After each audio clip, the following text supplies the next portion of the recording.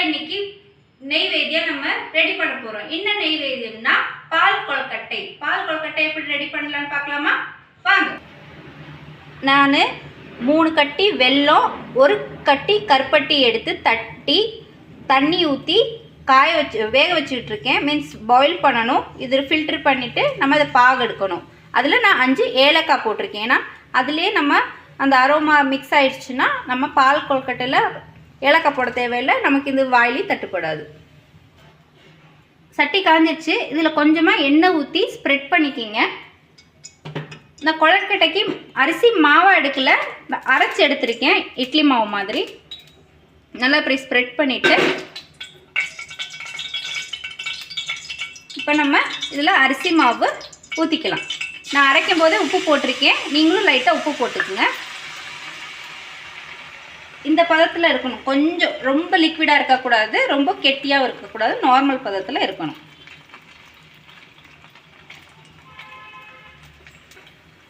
இதை நல்லா இப்படி கிண்டி விட்டுக்கிட்டு இருக்கணும். கெட்டி வர முடியும் கிண்டி விட்டுக்கிட்டே இருக்கணும். அப்போ தான் நம்ம கொழுக்கட்டை உருட்டுறதுக்கு கரெக்டாக இருக்கும். இங்கே பாருங்கள், இந்த கன்சிஸ்டன்சி வரும்போது நம்ம கேஸ் ஆஃப் பண்ணிக்கணும். இங்கே பாருங்கள், நம்ம கொழுக்கட்டை உருட்டுறதுக்கு இங்கே பாருங்கள் இப்படி உருட்டுற அளவுக்கு மாவு வந்துச்சுன்னா நம்ம ஆஃப் பண்ணிக்கலாம். பாருங்கள், நல்லா பாகு நல்லா மெல்ட் ஆகுது. இது நல்லா கொதிக்கணும். கொதித்ததுக்கப்புறம் நம்ம ஃபில்டர் பண்ணிக்கலாம்.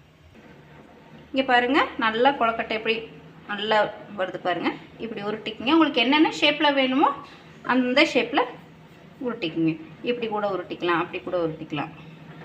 இங்கே பாருங்கள், நான் இந்த ஷேப்லேயும் உருட்டிக்கிறேன். நல்லா உருட்டிக்கிங்க. நல்லா பாயில் ஆகிட்டுருக்கு. இந்த டைமில் ஆஃப் பண்ணிடலாம். எல்லாம் மெல்ட் ஆயிடுச்சு.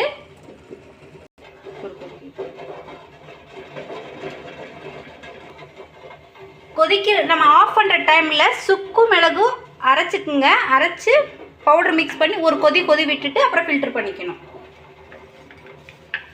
சுக்குனா அது ட்ரை இஞ்சி.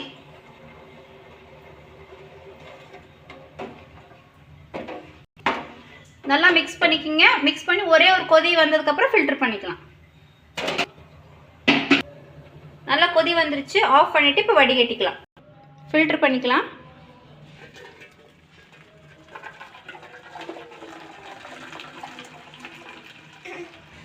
ஃபில்டர் பண்ணியாச்சு. நம்ம இப்போ பால்ஸ் போட்டுக்க வேண்டியதான். கொழுக்கட்டை பால்ஸ். கொழுக்கட்டை நல்லா உருட்டி வச்சுருக்கோம். இப்போ நம்ம இதில் போட்டுக்க வேண்டியதுதான். கொழுக்கட்டையை போட்டுக்கலாம்.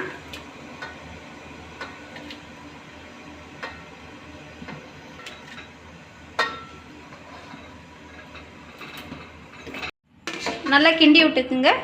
கிண்டி விட்டுட்டு நல்லா வேகட்டும். வெந்ததுக்கப்புறம் நம்ம தனியாக கொஞ்சமாக மாவு எடுத்து வச்சுக்கணும். ஏன்னா கரைச்சி ஊற்றுறதுக்கு லாஸ்ட்டாக. கொழுக்கட்டை வெந்துருச்சு. நம்ம அரிசி மாவை கரைச்சி வச்சுருக்கோம். அது நம்ம ஊற்றிக்கலாம். லாஸ்ட்டில் தான் ஊற்றணும்.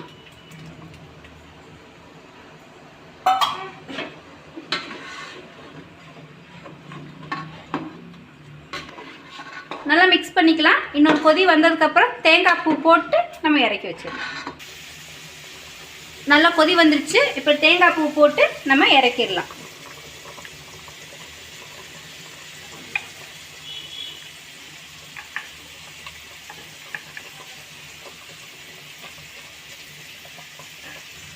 நல்லா ஒரு கிண்டி இருங்க.